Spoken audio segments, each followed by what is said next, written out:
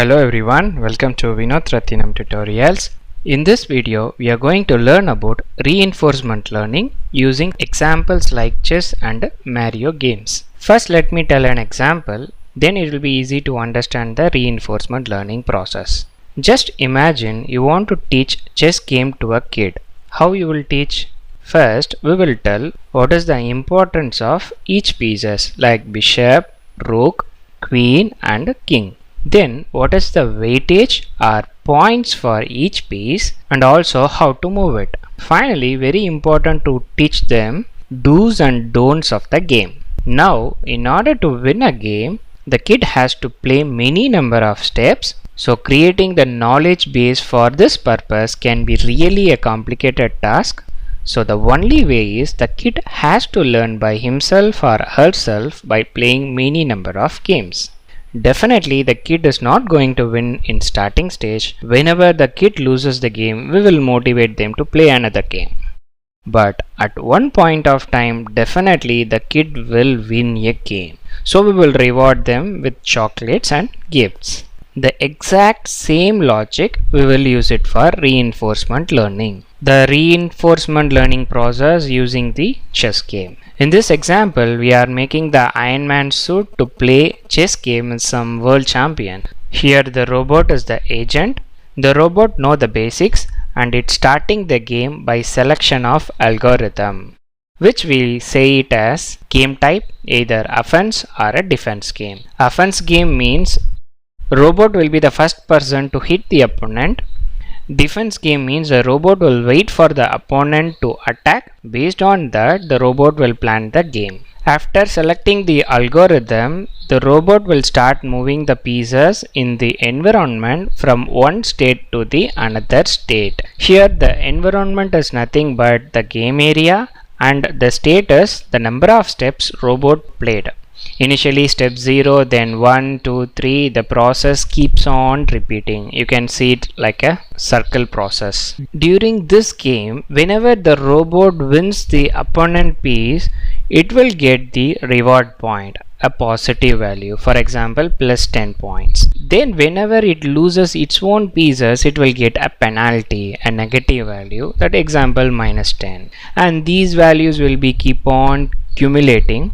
At the end, the robot lost the game to the world champion. Now, the robot will add all the knowledge, that is the moves it made, to the algorithms. When it plays second time, it won't repeat the same mistake. Like this, it will play many number of games and makes the algorithm to think like a human, and surely at one point of time the robot will defeat the world champion. This is called reinforcement learning process. One interesting fact about artificial intelligence: even though artificial intelligence was invented in 1950s, almost some 65 years ago, but the whole world believed on artificial intelligence in 1996. When the chess playing computer called a Deep Blue, which was developed by IBM, won the match against the world champion Garry Kasparov. And the game statistics like it played 6 games, but Deep Blue won 1 game against him and Kasparov won 3 games and rest 2 match became a draw. And in May 1997, out of 6 games, Deep Blue won 2 games and 3 games became draw. And the final game, the Kasparov resigned after 19 moves. And this is the first time in his career he accepted the defeat. And right side you can see the image of a Deep Blue computer. This chess game that changed the artificial intelligence forever gave hope to all the scientists that machine also can think like a human being. One funny fact about this is Kasparov accused IBM of cheating and demanded a rematch, but the IBM refused and retired the Deep Blue. Those who don't know anything about chess, for them this Mario example, definitely everyone played this game at least once in your life. Here Mario is the agent.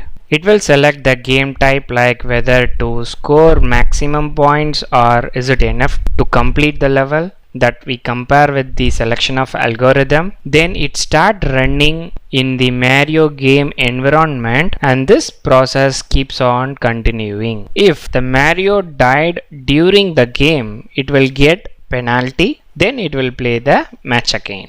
If it reaches till the end of the game, then it will be rewarded so that it will progress to the next level, level 1, level 2, level 3.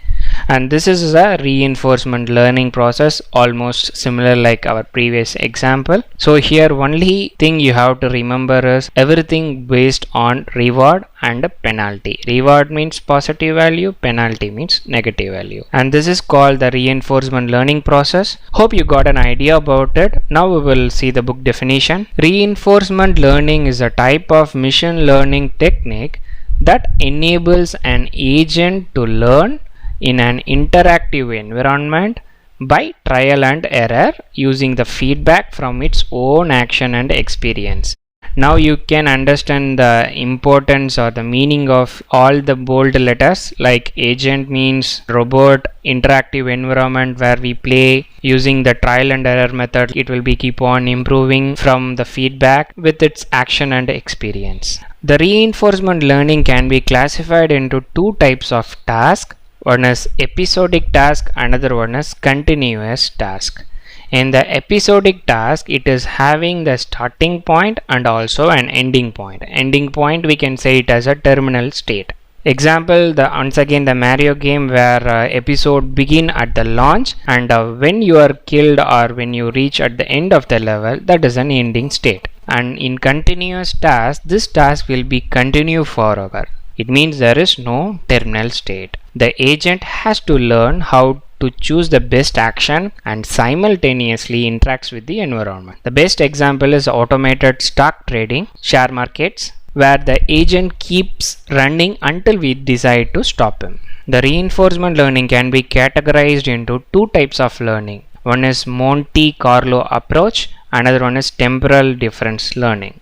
In the Monte Carlo approach, here it will collect the rewards at end of the episode, then calculate the maximum expected future reward, and when we start a new game with the added knowledge, the agent makes a better decision with each iteration.